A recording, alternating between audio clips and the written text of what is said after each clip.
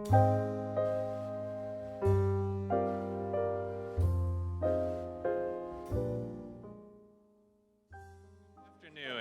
welcome to City Club of Portland Friday Forum. I'm John HORVICK, City Club President, and I'd like to welcome members and guests alike, those of you who join us today at the Sentinel Hotel, and those of you listening on OPB Radio or watching on Portland Community Media. Today, we will discuss how Portland can stay cool enough to keep hot designers. But first, some announcements. The generous support of City Club's corporate and media partners ensures we put on the best civic programs week after week. I'd like to thank our media partners, including Oregon Business Magazine. Our current Friday Forum sponsors are Chevron, Girding Edlin, Morel Inc., Northwest Natural, Portland Timbers, and Schwabe, Williamson, and Wyatt. We are grateful for your support and commitment to City Club's mission. Please join me in a warm round of applause for all of them.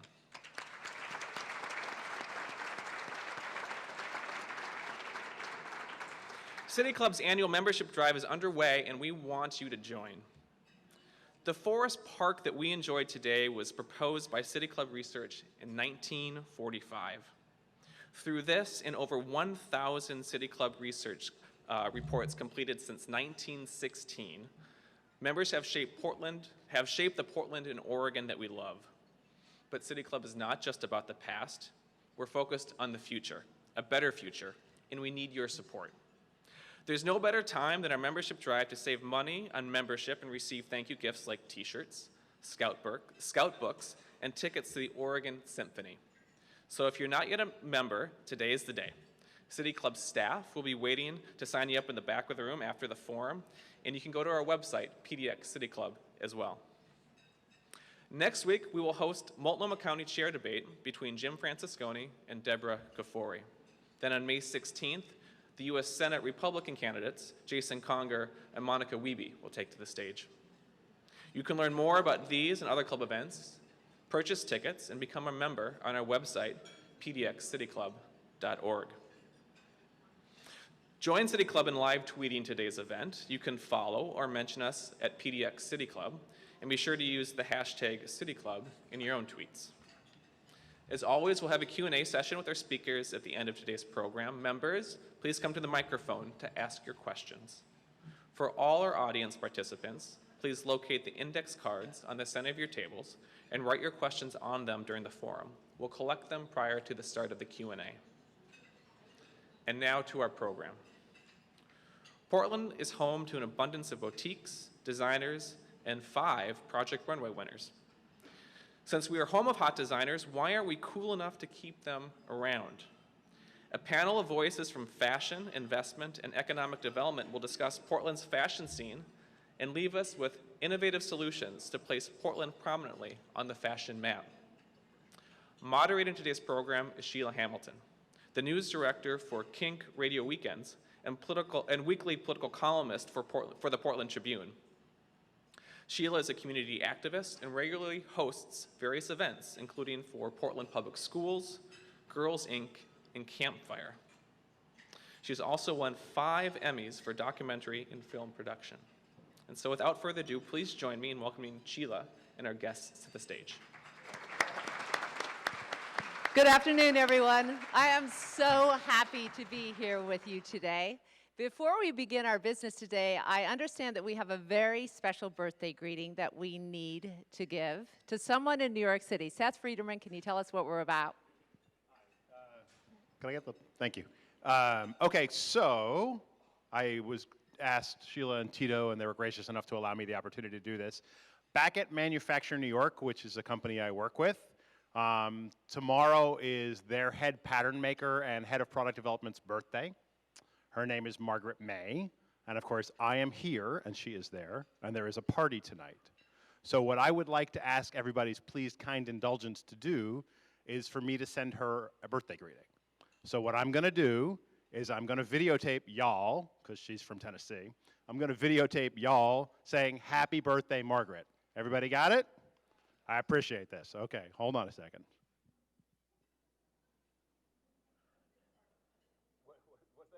This part is not so good for radio.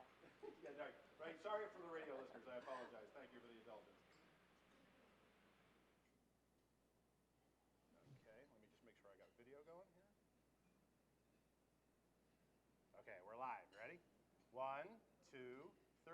Happy birthday, Margaret. Thank you. That's a very good friend.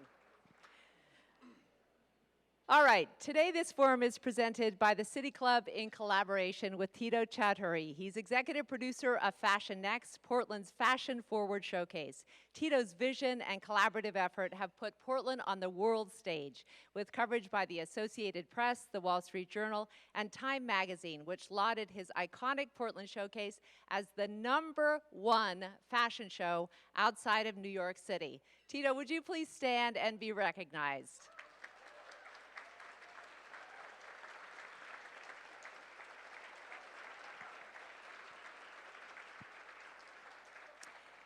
Economist Joe Courtwright says Portland is distinguished by its qualitative, creative edge, an edge that's reflected in its fashion. 5 Portland fashion designers have won Project Runway, and even more have starred on that nationally televised competition. Portland designers have been featured in fashion magazines Marie Claire and Vogue. For both the Kimpton Hotels and Delta Airlines, Portland's fashion sets it apart from other destinations, and its fashion boutiques share the demographic they seek. The Kimpton Hotel River Place asked one of our panelists, Portland fashion designer Becky Ross, to direct a photo shoot featuring homegrown fashion for its marketing images that define Portland on the hotel website. And Delta Airlines, a major sponsor of Fashion Next, believes Portland fashion is a reason for travelers to fly Delta to Portland, including its direct flights from Amsterdam and Tokyo, just to see what they cannot see anywhere else. Fashion is about retail. For perspective, the Portland area employs more people in retail fashion, clothing, and accessories than Vestas employs in North America, but most of those jobs are in small businesses that are below the line of sight.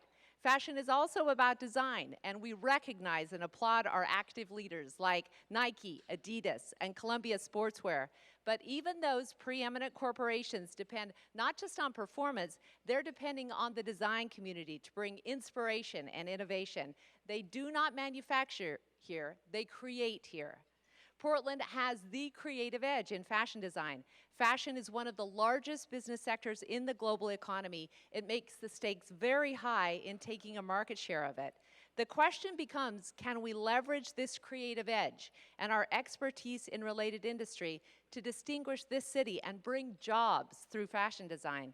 Today, we're going to explore the challenges and solutions to make the alluring promise of this creative edge a reality. And we gathered some of the leading figures in the sectors that are key stakeholders of building that fashion industry: design talent, fashion house, and investment. And tying it all together, our panel today. Our panelists are Seth Aaron, designer and 2-time Project Runway winner. He's now selling on QVC. Becky Ross, designer of accessories and fashion, as well as former Project Runway contestant. Becky, thank you for being here. Sharon Blair, designer and sewing consultant for several companies. She owns Portland Sewing that supports the construction aspects of fashion.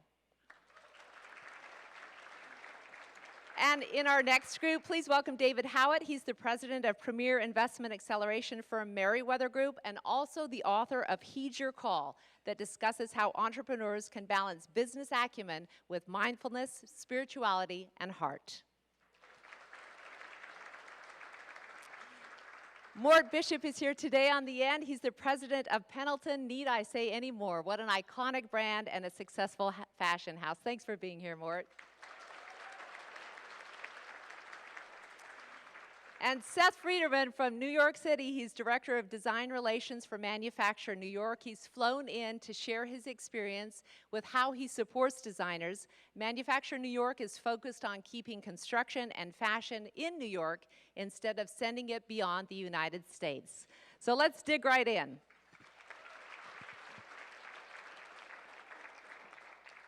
I'd like each designer first to answer this question. What are the challenges for a successful career in fashion designing in Portland? Seth?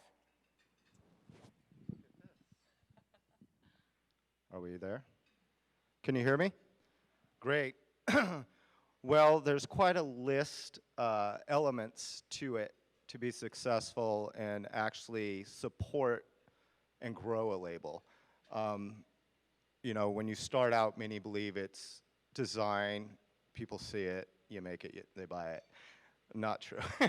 That's some of it. But there's all the things you don't know, meaning the in-between stages.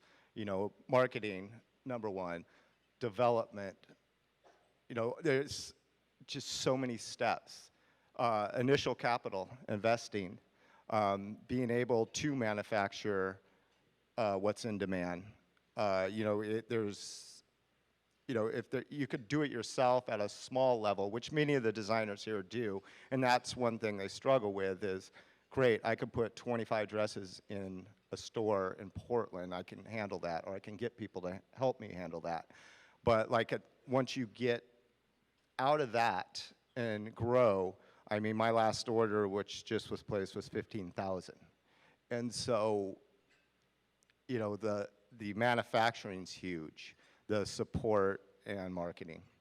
All right, and Sharon, what are the challenges for a successful career in fashion designing?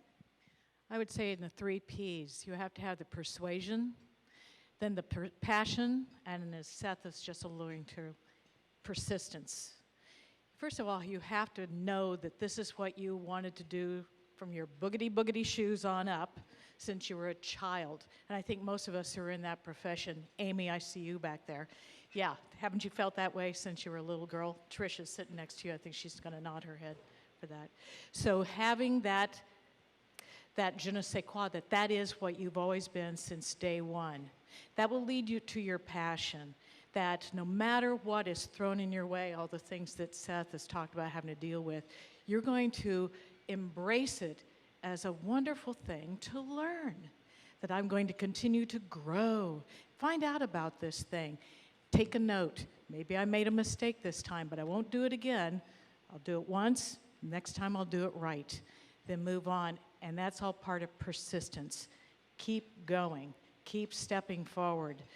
There's so many people who've gone by the wayside, and it's not just in our profession, so many other professions, but I believe that fashion asks more of you in terms of persistence than any other profession.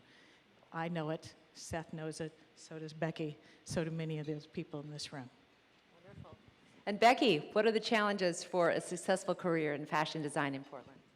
I see a few challenges. I think the biggest one is funding. I think a lot of people don't realize how much it takes to start and run a fashion label and then keep it running. It takes an incredible amount of money, and I think that's one of the biggest challenges for startups. And I think the second one is production. A lot of new designers, yeah, they make 25, like Seth said, and they can get them in a store, but if you can't see the possibility of production, then you're missing something. And I think if we brought production facilities back here to Portland, a lot of new designers would be able to say, hey, I can drive to Lake Oswego and I can check on my samples. And if we bring that back, I think that new designers will have more opportunities here. And most new designers can't afford to fly to LA or New York to check on samples and production. So I think that is one of the things that we need to bring back to Portland for new designers. The next set of questions for our designers goes to brand. How do you create a brand? And this is key, make a living fashion designing. Seth? So the question reiterated is? How do you create the brand and make a living fashion designing? The brand, for me, I'll speak for me, but I believe it's for a lot of designers. The brand was created while I was in the womb, and it all came from here. It came from here, and it came from here. And as you develop, I always encourage go to school. My mentor is Tim Gunn, as many people know, and he still is today. I talked to him 2 weeks ago. And he's always been a huge support of mine. And, you know, you encourage, you go to school to get those skill sets. I was self-taught. I taught myself how to sew, I guess, 8 years ago now. And, but to get that skill set, and then once you graduate, forget everything you learned. It all comes from here. I design off of emotion, memories, and personal experiences, not off of what. Clothes come from a textbook, fashion comes from the heart. Wonderful. Sharon? Speaking of brand. Okay, why don't you go through that question again? How do you create a brand and make a living fashion designing? We always have our students start off by thinking about the customer. Isn't that right, Jessica? Yeah. Who are you going to be selling this to? Who's going to wear this thing? And why the hell are they going to choose you? There's so many options out there. You have to know this person. You have to be able to describe this person so well. I can see that woman or man walking through the door and wearing your clothes. Know that customer very well. That is your brand. And between these two ladies sitting over here, Claire and Jessica, I mean, I know your customer. You've done very well at that. Congratulations.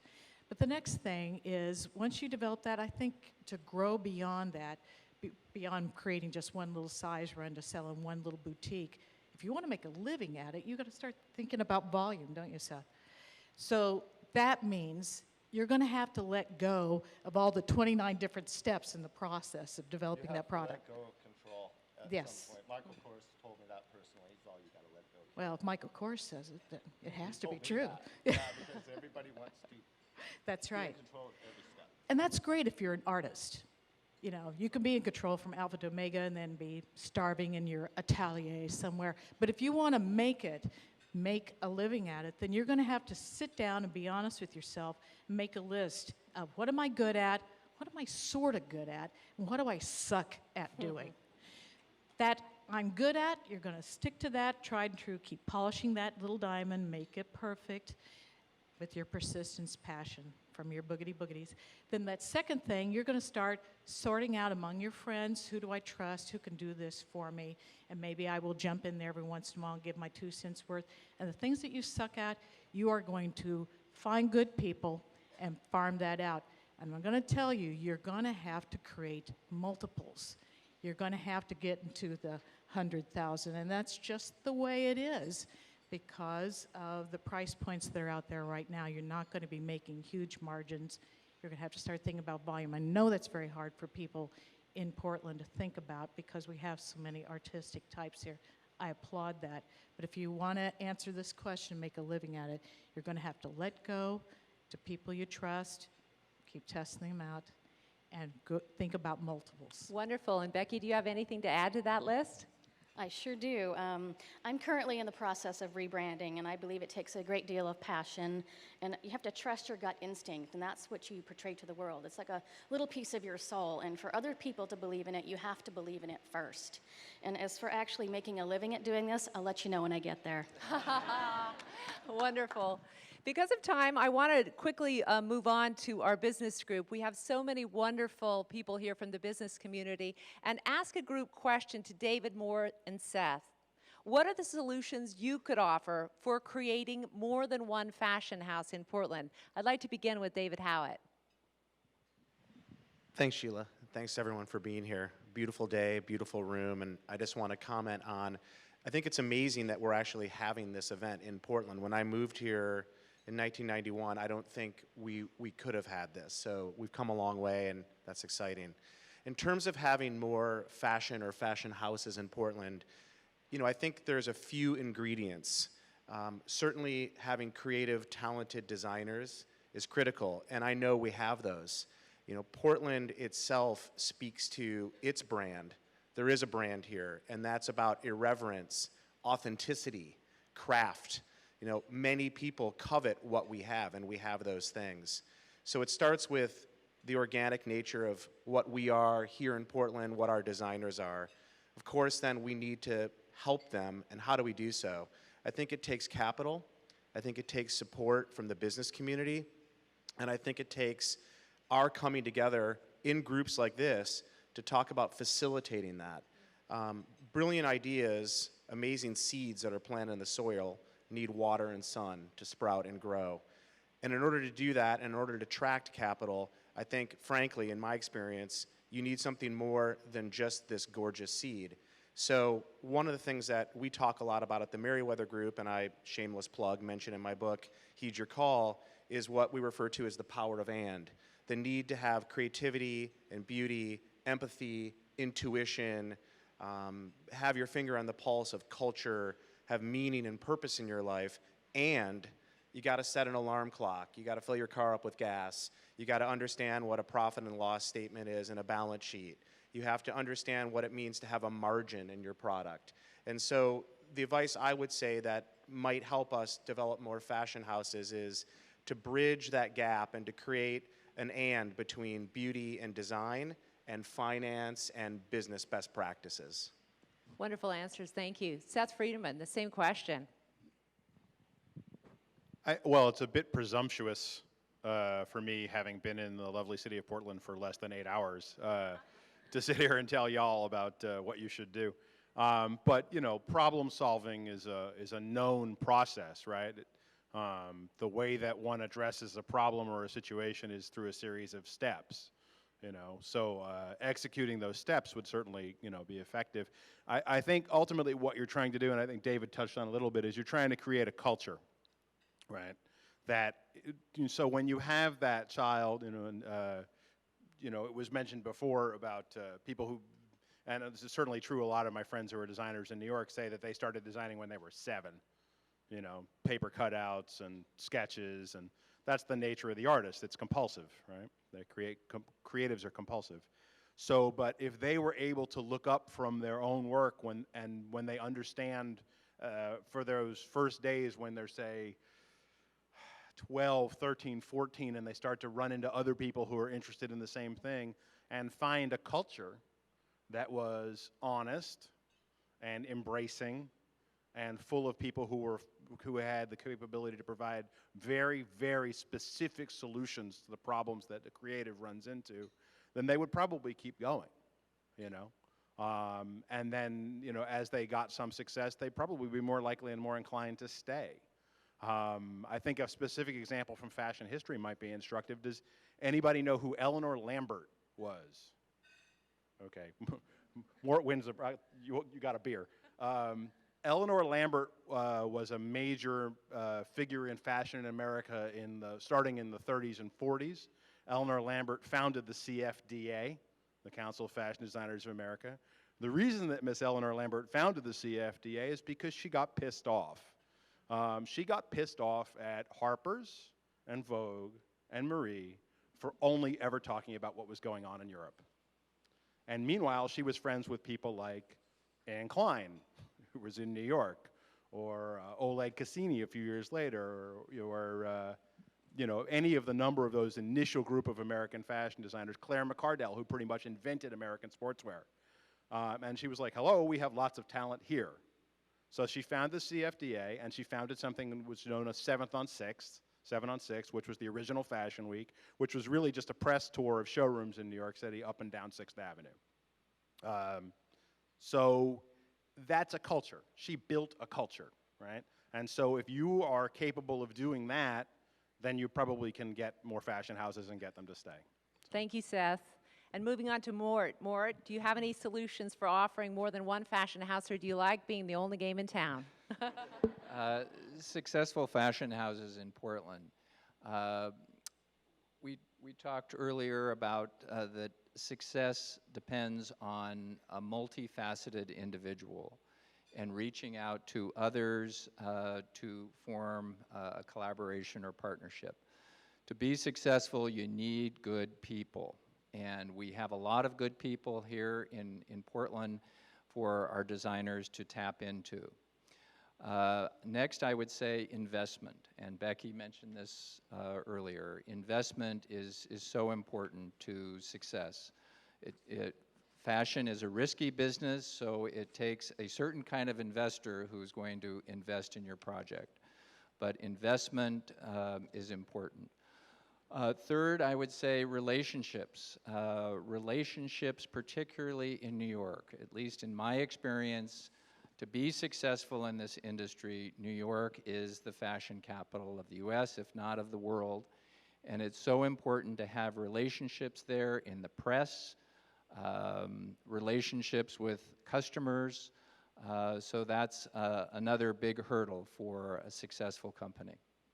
All right, I'm moving back to the designers now with Seth Aaron. You're one of the most visible designers in our country, Seth. You're a two-time Project Runway winner. You're an icon for cultural creatives, and your online retail business is now doing quite well.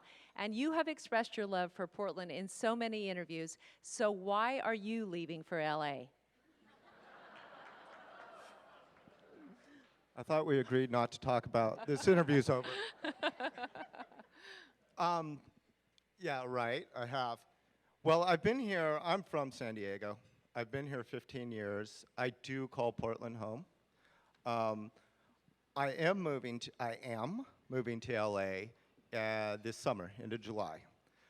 Number one reason for this, my son is interning for Weinstein for the next 4 years, and he is attending USC Film Academy.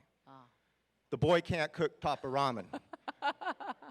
He'll burn his apartment down. So it has nothing to do with the fashion industry and having more support in LA? It does. It does to a degree. We are keeping our house here. We're just going to have a second house there, which will be our primary for now. When Penelope Ann Miller calls me and says, let's design a dress for me for the Oscars, I'll take you to lunch on Wednesday. Yeah. I can't stroll down the street and meet with her. You can't and just get on your And then she Lear? immediately wins the Oscar. She called me, she wanted me to design her dress for when she won for the artist. She should have been wearing my dress there. I just didn't have the means of traveling there, dropping everything, and going down the street. So there's many elements why. It's not because I dislike Portland, but I mean, honestly, I was born in sunshine and swimming pools. I like that. So I mean, there is a lot more, you know, even textile support, you know, accessibility to things, which are going to make life much easier.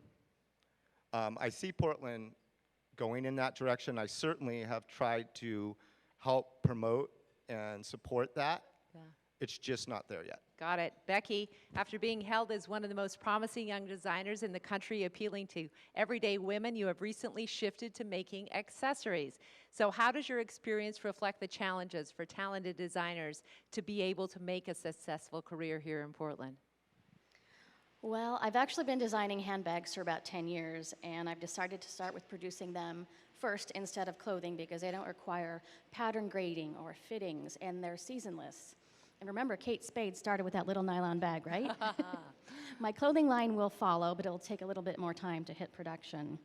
And as far as my career goes, being on Project Runway while still in fashion school presented its own unique set of challenges after graduation.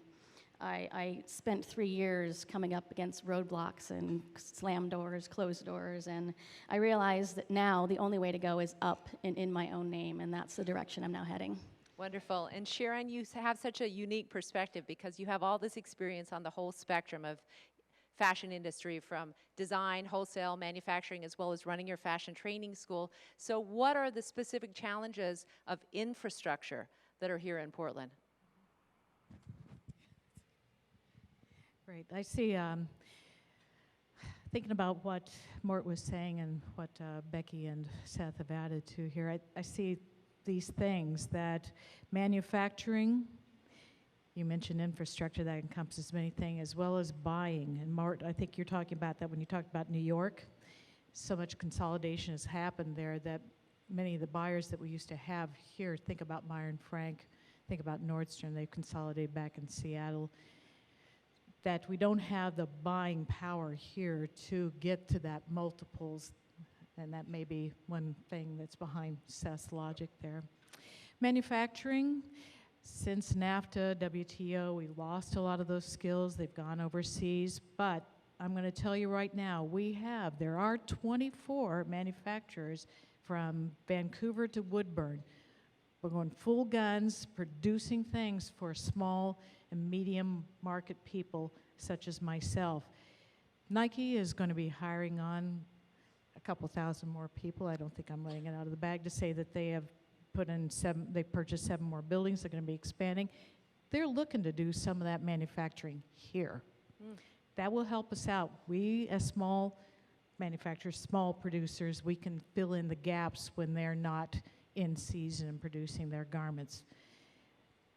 The third thing, infrastructure, that's what I look to the city fathers, to the government. Sam, where are you? I know you're here in the audience somewhere. I know you had some thoughts about this. We need to not only keep the Port of Portland going and keeping our supply chain happening there, where we're getting in materials and sending out to markets, but we also need to think about money. And that's what these gentlemen have been talking about. And I think about the $90 billion that have been spent over the last decade on wind power and seed money and tax breaks and incentives to high tech.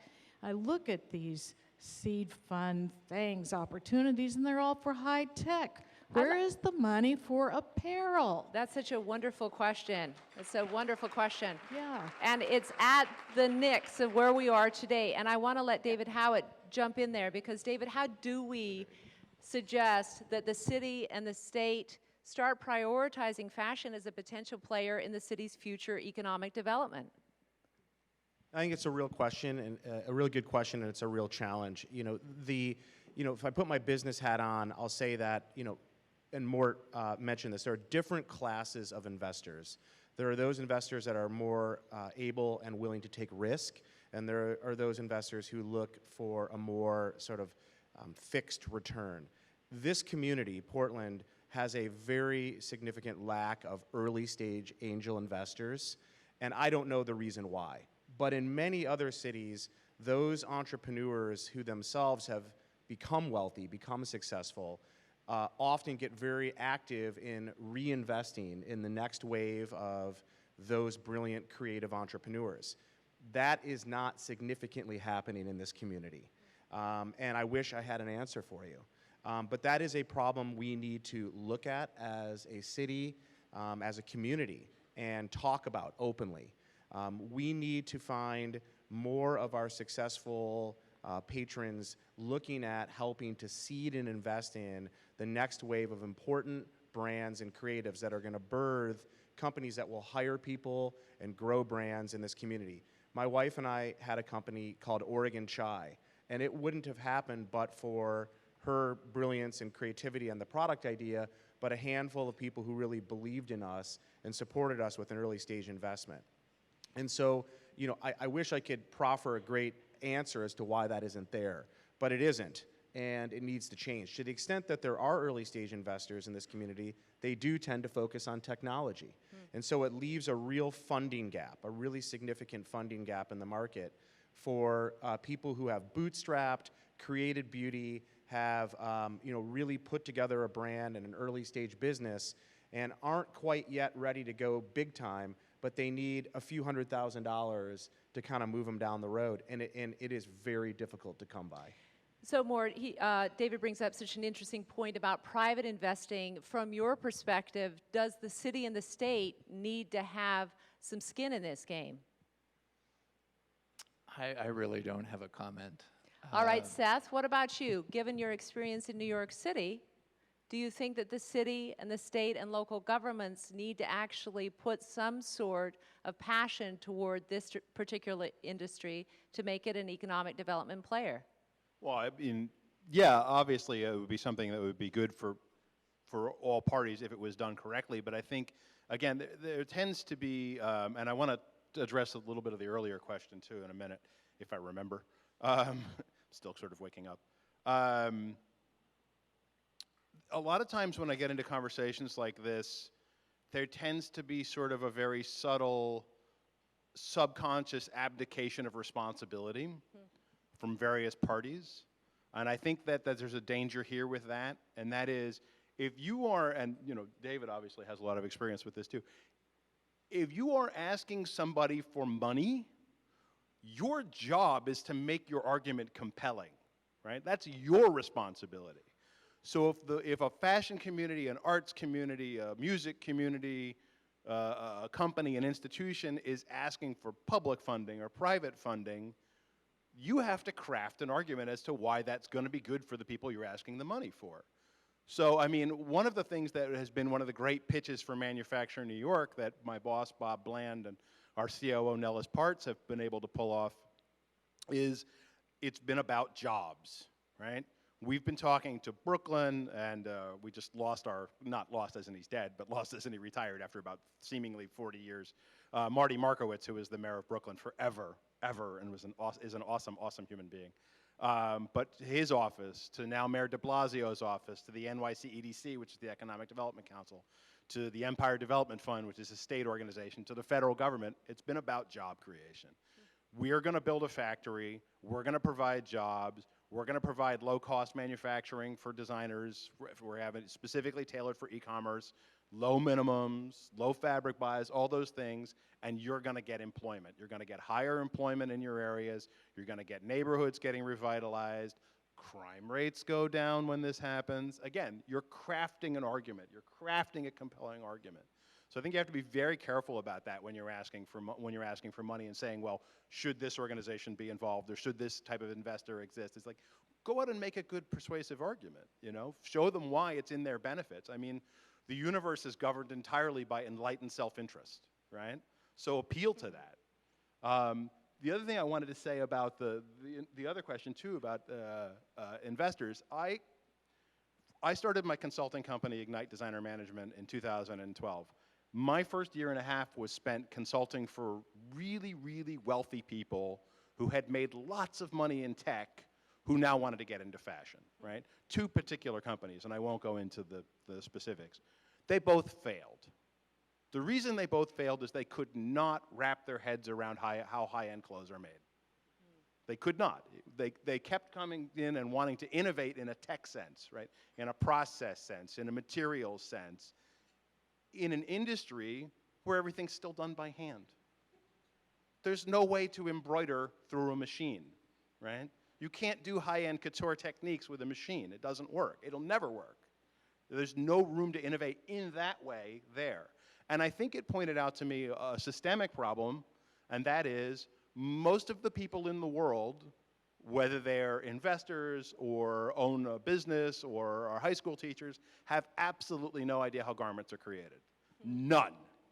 It is an obscure, obtuse, strange, magical process that seems to occur, right? And then there are always, you know, again, it's the same lack of knowledge that allows people to buy a $7 t-shirt without ever questioning how they got the price there. And then Ranma Plaza happens and everybody goes, oh my God. Well, how did you think they got the price that low? There are fixed costs at both ends, right? There's a fixed cost for how much the market is willing to bear, and there's a fixed cost for manufacturing. So if you're not going to raise the price, then you must have done something on the other end. It's not magic, right? But again, it's that I think there needs to be some level of combativeness and persuasiveness on the industry as a whole, whether it's regional or national, in explaining to people how clothes are made, why this is good, why this is not good, why it has value, why this doesn't have value. Thank you, Seth. And I do want to have MORT, you talk about Pendleton because you've had such success, and I want you to talk about the factors that have contributed to your success as well as some of the company's challenges. I feel that the success that we've enjoyed at Pendleton is really due to authenticity. We have iconic products, our blankets, our men's shirt, and women's wear, the 49er jacket, the reversible skirt. So really developing iconic products. There's a lot of interest in heritage. Iconic products would be one. The fact that we're still making fabric in the United States. When my great-great-grandfather died 100 years ago, there were over 1,000 woolen mills in the United States. And today there are 4, and we have 2, one in Washougal and one in Pendleton. And the authenticity that my cousin Charlie is the 5th-generation fabric craftsman in our family is an example of authenticity. Our relationships with the American Indians, I think there's a great deal of authenticity there. And the fact that half of our Indian blankets today are still sold to Native Americans is a great example of our authenticity. Trials and tribulations, we've had them, a lot of them. When Thomas Kay came to Oregon to opened a pioneer woolen mill in Brownsville, Oregon in 1863, in the newest state in the Union at the time, Oregon, 1859. I'm sure that he had some challenges coming from the Industrial Revolution mills in England to establish his fabric craft here in Oregon. Certainly the Depression was a huge challenge for the company. Labor strifes in the 30s. Then came along a company by the name of DuPont who introduced polyester in the 70s. We didn't know if we would see the lights of our eyes a year hence with wool. NAFTA, also a great challenge and really required us to reinvent ourselves. And Ross Perot's famous statement of the great sucking sound, sucking American jobs south, we gave up all of our needle trade and our sewing here in Portland, and that all went south. Certainly the downturn of 2008 has been challenging, but with each of these, it pushes us to reinvent ourselves and to adjust and evolve.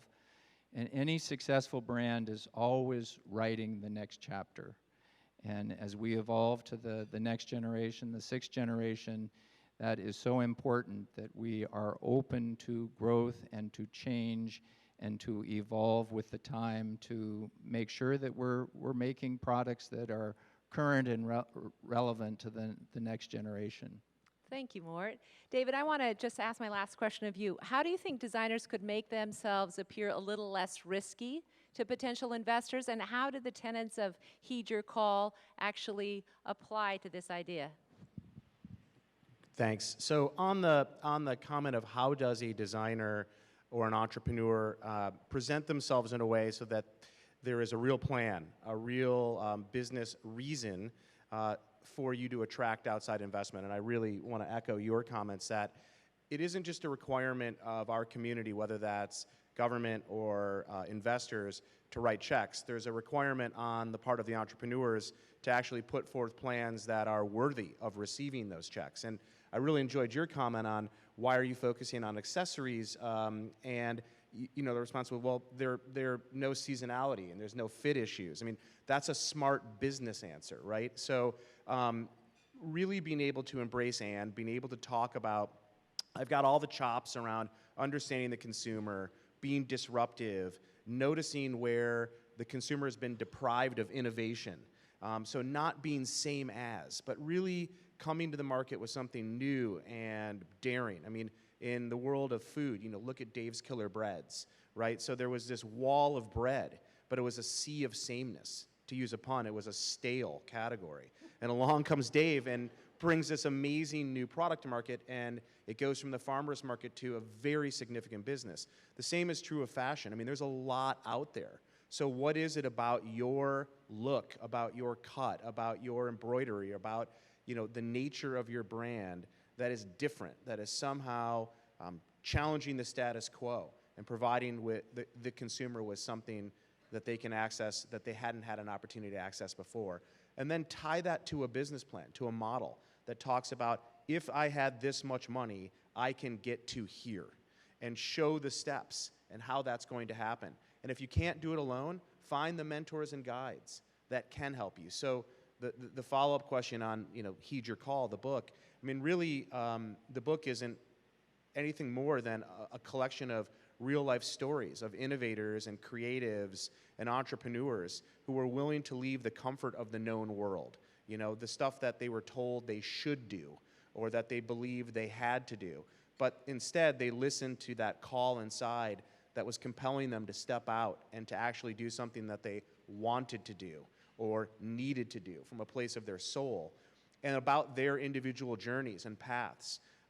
The times of being in the abyss, and Mort mentioned a few for Pendleton, the mentors and guides that showed up along the way, and their path, their yellow brick road, including mine. And so I think in there, what I've learned is there are constructs. There are things we can embrace in our lives. Earlier, we heard the concept of letting go, of not needing to control everything.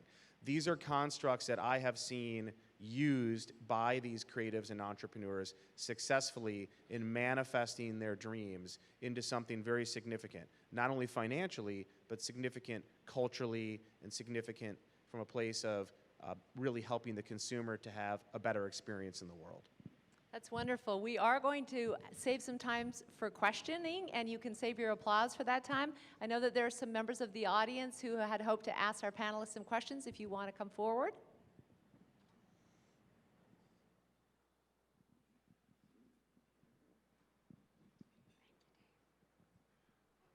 I'm Dave Porter, City Club member, and I'm not really familiar with this field.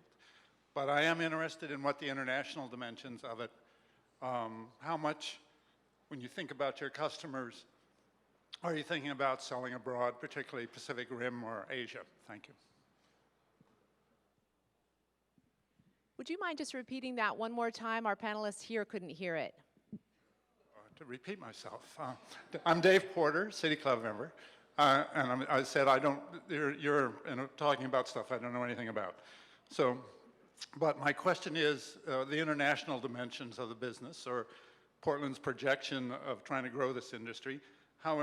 When you think about your customers, do you think about markets abroad, particularly in maybe Pacific Rim or Asia, China, India, places like that? Thank you. I'd like to start. Oregon and Portland have a great aura, not only in the United States, but throughout the world. And Japan is very buzzed on fashion. Japan is very quality-minded. They're very heritage-minded. There's a great movement of fashion going on in Japan. Just a few years ago here in the United States, or selling product in Europe, customers are asking us, well, what is happening in Japan? And I grew up in the 50s and the 60s when everything was made in Japan and it was a negative. But now it's a positive. So I feel there's great opportunity in Japan. Pendleton has been in Japan for 35 years, and there is more and more excitement coming from that area. They have a true, genuine love for Oregon. Just from my personal experience, I would say I would not address anything overseas until you have the scale to do so. I think aiming for it, from a smaller brand standpoint, it's a resource thing, right? Be big in your hometown and then go from there. All right, next question. Corey Allen, City Club member. We've been talking a lot about kind of independent designers, but we've got a heritage of active athletic wear, Nike, Adidas, Columbia sportswear, and this year there's Normcore, heavily influenced by that kind of lifestyle, has been fashionable. Where do those businesses, or how can we harness them to continue to grow the community and the culture in Portland? Sharon, do you want to try that? Or David? I would think both of you might have strong opinions on that. I'll try to speak to that. So, maybe because I'm not a fashion person myself. My perspective is I'm not a big fan of drawing bright lines and trying to live from a place of awe. In other words, to me, if you're making garments and those garments are products that you're trying to sell to the consumer, you're somehow involved in fashion and creating apparel. I'm sure there are those in the room that would love to tell me that Nike or Adidas or Columbia or others don't do anything close to what would be considered fashion. But I know that if you were to ask their designers, they would certainly differ with that. They are looking at and putting their finger on the pulse of where the consumer is going, what trends, what colors, what looks, what cuts, what fabrics are relevant. And my feeling is that there is probably a really amazing opportunity to collaborate between more of the haute couture, more of the true fashion in the sense of being a designer in that world, with the world of these large companies we have in our backyard. And they are deeply resourced. And to try to come together and find ways to celebrate each other. I mean, Pendleton is an amazing example of that. All of their 150 plus years of heritage and working with wool and their brand, they've done incredible collaborations with Nike, with Doc Martens, with Hurley, with other brands, because they are inclusive and they're thinking about what is exciting and what is interesting and unexpected for the consumer. And so I would encourage people in this room to think openly about how you could work together with those large organizations. And Sharon, do you have anything you want to add to that? I just want to say that Gretchen Jones is sitting back there. She's designing for Nike now, for Pendleton now, and so I see a lot of that happening too. Nike is moving into lifestyle. Didn't Columbia Sportswear just buy a lifestyle yoga company? So there are opportunities for us. I encourage that among my own students to think about what you can do to reflect that brand and help them move into new markets. Wonderful. Next question. Hi, my name is Christina, and this question is for David. David, you mentioned private investors earlier. What do you think about the city of Portland reaching out to other companies to have them relocate to Portland and offering incentives for that? I mean, I think it's great. I think, we have a hub here in Portland of excellence in a few categories, and certainly apparel, footwear, food, beverage, organic, natural, and fashion are some of those. So, I think it's a really amazing thing that the city has taken such an active role in trying to go out and court great brands to come to this community. I think the more we can do that, the larger our influence is going to be in the general market. I was recently in New York. I brought my son with me on spring break. He's a 14-year-old kid, and he was saying how much he loved being in New York. And when people would ask him, "So where are you from?" and he said, "Portland, Oregon." And overwhelming response was, "Amazing. I would wish I could live in Portland. There's such cool things happening in Portland. Everything we hear about, that's like, trend and right is coming out of Portland." And these are people in Brooklyn, these are people in Manhattan telling him that. And it was really eye-opening for him and myself. So I think we're doing it, and we're doing it right. And next question. Richard Boyd, another Sharp Work Production and Sharp Work Foundation. I have a young designer who's trying to penetrate the market at this juncture, but it appears that in Portland, unlike the East Coast, there's a lack of minority sensitivity here. I'm trying to steer him to network in the right areas so he can get the requisite experience to be competitive. What would you suggest? Does anyone have any suggestions that way? Anything that you might have dealt with, Seth, in New York? Or David, do you have any suggestions? Yeah, no, I think you're correct. I think that there is certainly a lack of structure and support, or reaching down or reaching back from a lot of the, I don't like words like minority, but every white man in this room is a minority. I mean, there are specific individuals, and I'd be happy to talk to you before about people I think he might want to hook up with. At the end of the day, hopefully the industry ultimately at its core is about the product and about whether or not you're bringing something to the marketplace that already isn't there, which is something that David sort of touched on. That's the very first question I ask everybody when I'm consulting, by the way, is what are you bringing to the market that already isn't there? Because if you can't answer that question, if it doesn't just jump out of your mouth, stop. Start over. Perhaps I wasn't clear. I'm trying to steer him in the right direction so he can learn the business correctly, so he can have the product. He has a product, but he needs the refinement. Sharon Blair is your woman. Yeah, there's, I would definitely, yeah. Hey, I'm just going to say, you got the talent, you've got the customer, you're going to make it. I look at my students as students. There are no minorities, no whatever. We're still not getting to your question. If he comes to us and he's got the goods, we will get him a career. Okay? Wonderful, yeah. Okay, next question, please. Thank you. I'm Jeremy Ferguson. I'm a City Club member and mayor for the city of Milwaukee, home to Dave's Killer Bread and one of the outlets for Pendleton Woolen Mills. I'm proud of that.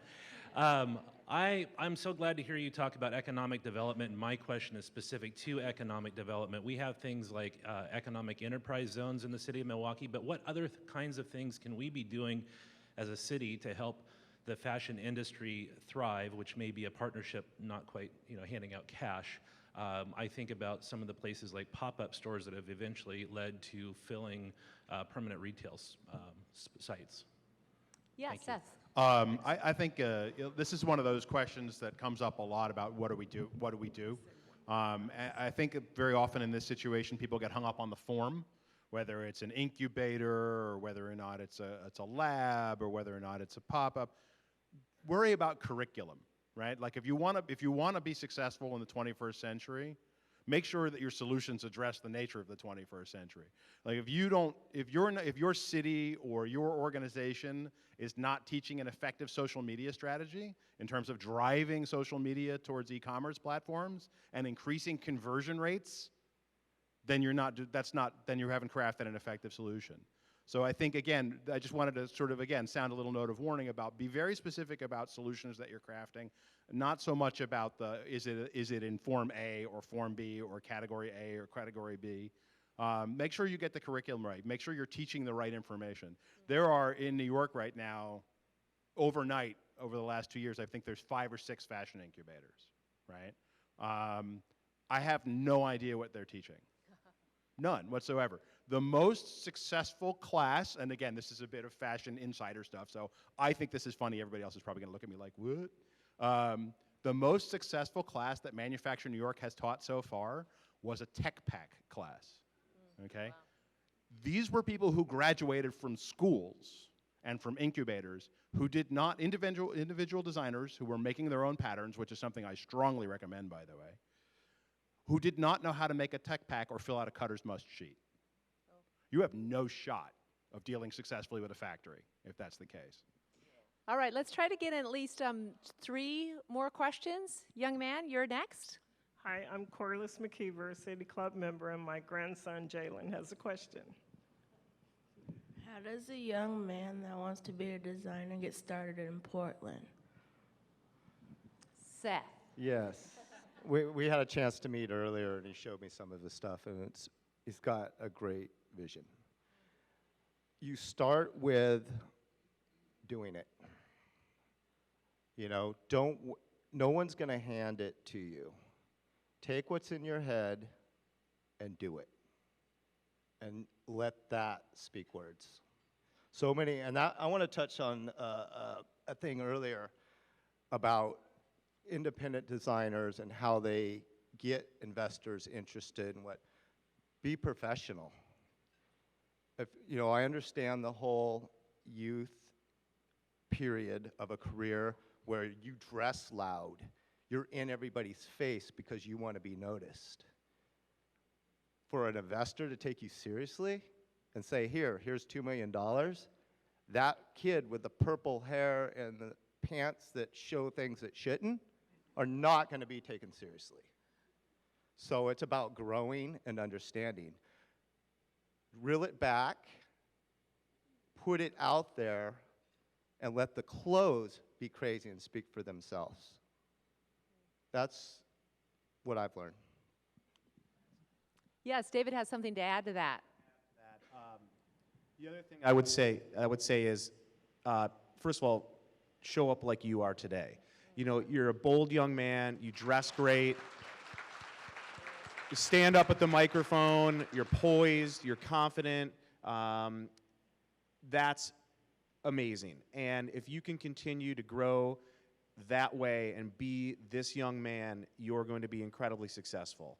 The other thing I want to say about how can the city of Milwaukee or others help, one area I think that would be helpful and curriculum-wise is help designers and folks who have a beautiful eye for fashion to understand business. Teach them about what a profit and loss statement is. Help them understand what it means to have a margin. Explain to them what a distribution strategy is or what it means to actually create cost of goods and how to back that into a retail price point. I think that if we can embrace helping creatives to understand what it means to actually do business, we're going to help them in material ways.